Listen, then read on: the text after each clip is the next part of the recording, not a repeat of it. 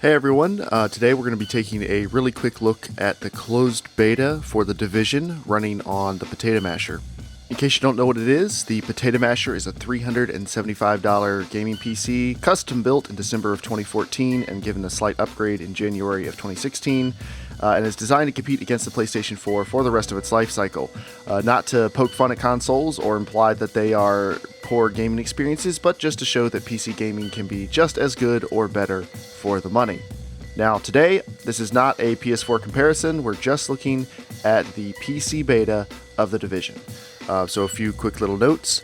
Firstly, this is not a full review, it's just a quick little test, so I'm not doing all the normal testing parameters. And you'll also notice there's a bit of screen tearing going on at times. VSync wasn't working properly.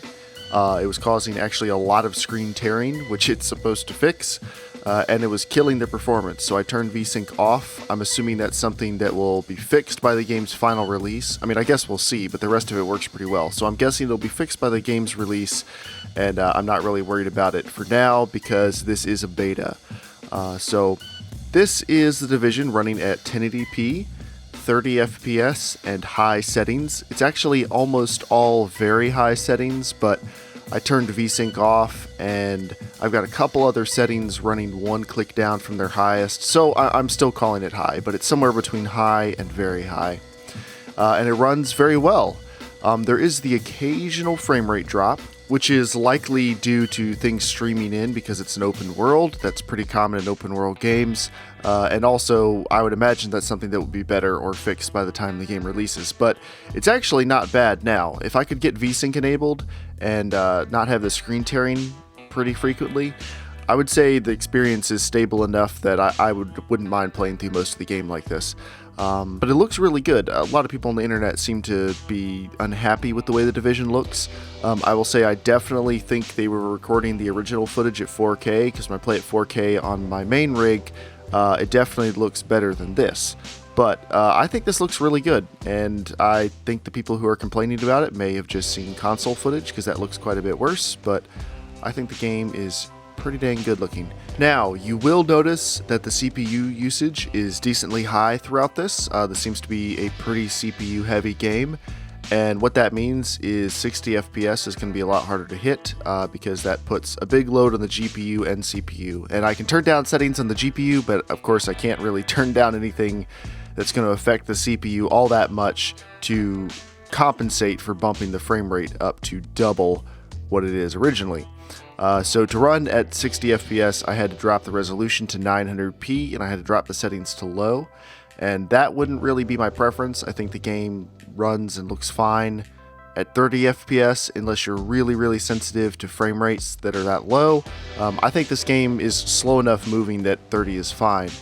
Now that carries with it the caveat that I'm playing with a mouse and keyboard here, not a controller like I do when I do comparisons. So you might notice a little more juddering when I'm looking back and forth, and that's just because I'm using a mouse. Rumors are pretty strong on the internet that there's going to be an open beta later this month, and if there is, I'm looking forward to testing that as well. And I imagine things will be a bit better then, and probably run a bit better by the game's release. But I'm fairly confident we're going to be able to play this 30 FPS, high settings, without any problem. If I had to guess, I'm going to say 4K is probably not going to work just because the CPU usage would be too high, but there's a pretty decent chance we could get usable 1440p performance out of this. So I think the game definitely looks good enough to justify how demanding it is. I think it is a really good looking game, and I think it's got really pretty lighting, really pretty storms, the textures of the snow, how they displace under your feet and stuff. There's a lot of fancy technology going on here that looks really pretty. So I definitely think this is a good looking game, and I think the Potato Masher is going to run it fairly well. So thank you everybody for checking this out. Thank you for watching. You can click the links on screen to check out the Casual Shenanigans Gaming Podcast, the original Potato Masher build video, the FAQ video if you have any questions, and then you can also go over to Patreon to support the Potato Masher project if you want to.